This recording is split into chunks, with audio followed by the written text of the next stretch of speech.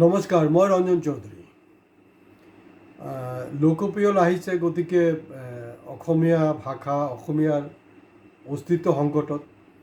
কাৰণ এইটো নিৰ্ভৰ কৰিছে যে আপুনি লোকপিয়লত কিমান কৰিব, মানে সংখ্যাটো কাৰ বেছি ওলায়। সেই যোনটো ওলাব সেইটো হিচাপতে ষ্টেটটো, মানে এইটো অসমীয়া প্ৰধান, বঙালী প্ৰধান, বিহাৰী প্ৰধান, সেইমতে হ'ব আৰু ইয়াত সেইটোৱে নিয়ম আৰু বেলেগ আৰু কোনো কথা নাই।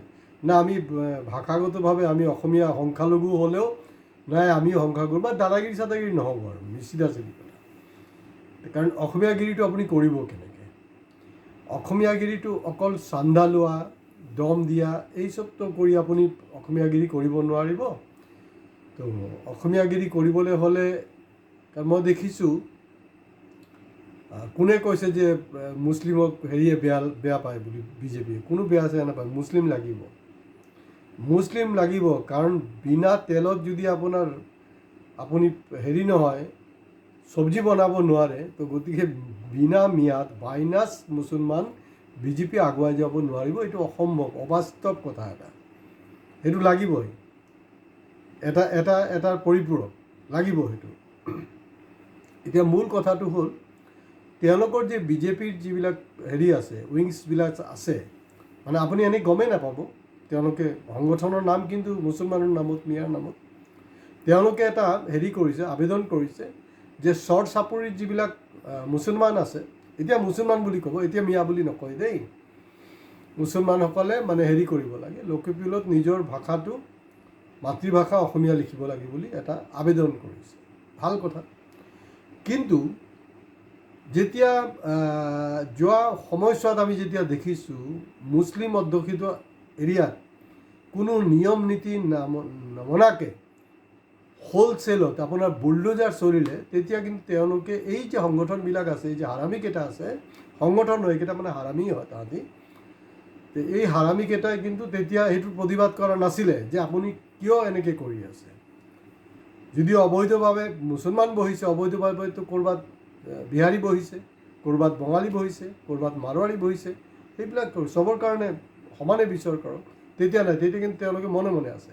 হয়, এই ঘটনাটো যেতিয়া হৈ আছিলে, উত্তাল হৈ আছিলে তেওঁলোকৰ সমাজত, তেতিয়া সংখ্যালঘু সমাজৰ পৰা একজন নেতাই কৈছিলে যে আমি অসমীয়াৰ যে এইটো আমি কিমানবাৰ প্ৰমাণ দিব লাগিব, আমি যে বাংলাদেশী নহয়, আমি যে স্বদেশী হয়, আমি কিমানবাৰ প্ৰমাণ দিব লাগিব। তো গতিকে এই ধৰণৰ যদি জুলুম চলি থাকে, তেতিয়াহ'লে কিন্তু অহা চেঞ্চাছত আমি লোকপিয়লত আমাৰ নিজৰ ভাষা অসমীয়া বুলি নিলিখোঁ।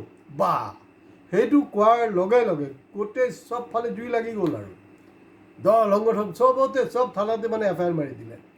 তো এই যে FIR মাৰিছিলে, মানহানি কেছ কৰিছিলে, তাৰ ৰিজাল্ট আপোনালোকে কোনোবাই যদি জানে কমেণ্ট বক্সত প্লিজ কমেণ্টছ কৰিব। তাৰ আউটকামটো কি লাগে তেওঁলোকক? বিজেপিকো লাগে, তথাকথিত সংগঠনকো মিয়া লাগে। কাৰণ মিয়া একো কাম নাই আৰু। তেতিয়া এনেকুৱা হৈছে। আৰু এতিয়া আপিলটো আহিছে এনেকুৱাকৈ, মিয়াক বাদ দিয়ক না, কাৰণ মিয়াক দি আপুনি কি ঘণ্টা হিন্দু ৰাষ্ট্ৰ বনাব? আপুনিতো নোৱাৰে। তো আটাইতকৈ ভালটো কি? এই যে বিহাৰীৰ যে বিহাৰী উৎপাতটো আপুনি কেনেকৈ কণ্ট্ৰল কৰিব, তাৰ এটা ট্ৰিপছ মই দি আছোঁ। যদি দম আছে সংগঠনবিলাকৰ, নহ'লে মইতো আৰু নাপাওঁ সেই নেতাবিলাকক, যোনে ওচৰত পাব নহয়, স্বাভিমানী অসমীয়া হয়, এই নেতাবিলাক যেতিয়া লেকচাৰ মাৰি থাকিব নহয়, ওচৰৰ পৰা একদম জোৰকৈ এটা কাণ তলিয়াই চৰ দিব যে তহঁতি যদি অসমীয়াগিৰি দেখাবলৈ আছে, তেতিয়াহ'লে চৰটো মাৰি ল'ব লাগিব আগত, কাৰণ নহ'লে সিহঁতৰ মূৰত কাম নকৰে।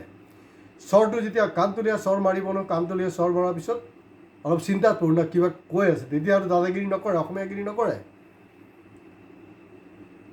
যদি কৰিবলৈ আছে, মিয়া পকৰত নালাগি তাহাঁতি মানে মাতৃভাষা অসমীয়া লিখিব, সেইটো নহয়। প্ৰথম কামটো হ'ল, যিসকল বিহাৰী আছে, নিজক অতদিনে কৈ আহিছে মইতো অসমীয়া হয়, মইতো ইয়াতে জন্ম, ঠিক আছে। যদি তেনেকুৱাই হয়, তেতিয়াহ'লে কৰ, মাতৃভাষা অসমীয়া বুলি লিখিলে হৈ গ'ল। নাই, সেইটো নকৰে। কিন্তু এতিয়া মই শুনিছোঁ, মই দেখা নাই, যে মামাই নেকি কৈছে যে এনেই অসমীয়াগিৰি কৰি লাভ নাই, মানে IAS IPS গিৰি কৰিলেহে তেতিয়াহে অসমীয়াগিৰিটো হ'ব, এই চান্দাগিৰি এইবিলাক কৰি লাভ নাই। ভাল কথা। কিন্তু এটা সময়ত অসমৰ পৰা আমাৰ অসমীয়া মাধ্যমৰ স্কুলত পঢ়া শুনা কৰি IAS IPS ডাঙৰ ডাঙৰ ডক্টৰ ইঞ্জিনিয়াৰ হৈছে। কিন্তু এতিয়া কওকচোন বাৰু অসমীয়া মাধ্যমৰ স্কুলবিলাকৰ কি কণ্ডিশ্যনত আছে? তাৰ পৰা কি IAS IPS ওলাব লগা এটা পৰিস্থিতি আছেনে? আৰু তাৰ পৰা ওলোৱা যিবিলাক গ্ৰেজুৱেট ষ্টুডেণ্ট হয়, গ্ৰেজুৱেট ষ্টুডেণ্টছত তাৰ যি দক্ষতা দেখা গৈছে যে তেওঁলোকে এটা চাকৰি পাবলৈ মুস্কিল হৈ যায়। হয়, IAS IPS গিৰি কৰিব পাৰিব। IAS IPS গিৰি যদি কৰিবলৈ হয়, তেতিয়াহ'লে তেওঁৰ পৰিয়ালে যোনটো ডাঙৰ এক স্কুল খুলিছে নহয়, সেইটো স্কুলত পঢ়াব লাগিব। তো সেইটো স্কুলটো কি, সেইটো কিন্তু অসমীয়া মাধ্যমৰ নহয়। সেইটোক লৈ আপোনালোকে সংগঠনকেইটা হাৰামিকেইটা মাত নামাতে কেলে? যে তেওঁৰ মুখ্যমন্ত্ৰীৰ পৰিয়ালৰ স্কুলটো অসমীয়া মাধ্যমত কৰিব লাগে। ন, সেইটো ইংলিছ মিডিয়াম। আৰু জমনি কি জানেনে?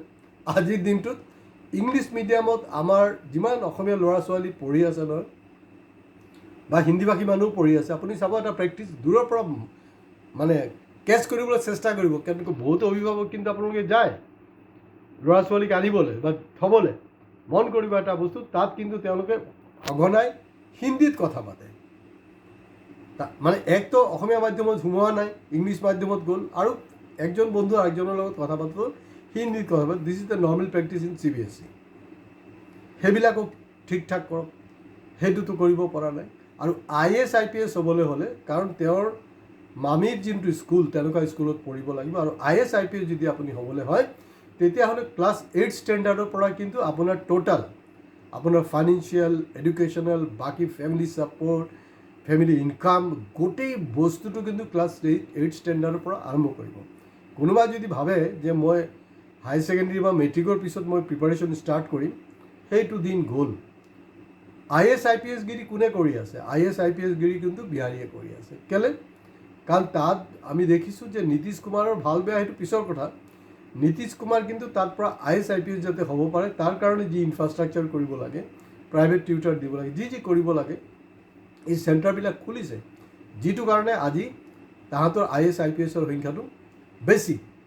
আৰু এই বিহাৰীৰ ওপৰত আপুনি কৰিব, সেইটো লৈ কোনো প্ৰব্লেম নাই।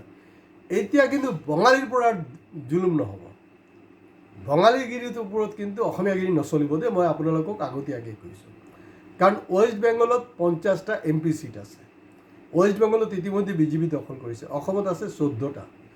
তো হেৰিয়ে অংক বিশ্বাস কৰে, ফিগাৰ লাগে, আপ কি বাৰ 400 পাৰ, 14 ডাঙৰ না 50 ডাঙৰ। কাৰণ এতিয়া যেতিয়া আপোনাৰ অসমত আপোনাৰ বঙালীৰ ওপৰত উৎপাত কৰিব আপোনালোকে, ইমান দিন গ'ল। এতিয়া কিন্তু শুভেন্দু অধিকাৰী যেতিয়া দীপু দাসক হত্যা কৰা হৈছিলে বাংলাদেশত হিন্দুক, তেতিয়া যেনেকৈ সি একদম মানে হাংগামা লগাই দিছিলে, শুভেন্দু অধিকাৰী আহিব। তো গতিকে এই মুহূৰ্তত কিন্তু বঙালীৰ বাল বাঁকা কৰাৰ কাৰো ক্ষমতা নাই। এতিয়া পজিশ্যনটো এনেকুৱা, বঙালী শুভেন্দু অধিকাৰী দৰকাৰ হ'লে আপোনাৰ কিন্তু হিমন্তৰ বাল বাঁকা কৰি দিব, পৰিস্থিতি এনেকুৱা। তো বঙালী আপোনাৰ হাতৰ পৰা গ'ল, বঙালী পকৰত লাভ নাই। এটলিষ্ট আপুনি বিহাৰীখিনি কিমান কৰক, তেতিয়া গম পোৱা যাব ন কিমান দম আছে। তো গতিকে আজি ইয়াতে শেষ কৰিছোঁ। আপোনালোকে লাইক শ্বেয়াৰ কৰিব, ডেফিনেটলি কমেণ্টছ দিব, আৰু ছাবস্ক্ৰাইব কৰিবলৈ প্লিজ নাপাহৰিব। নমস্কাৰ।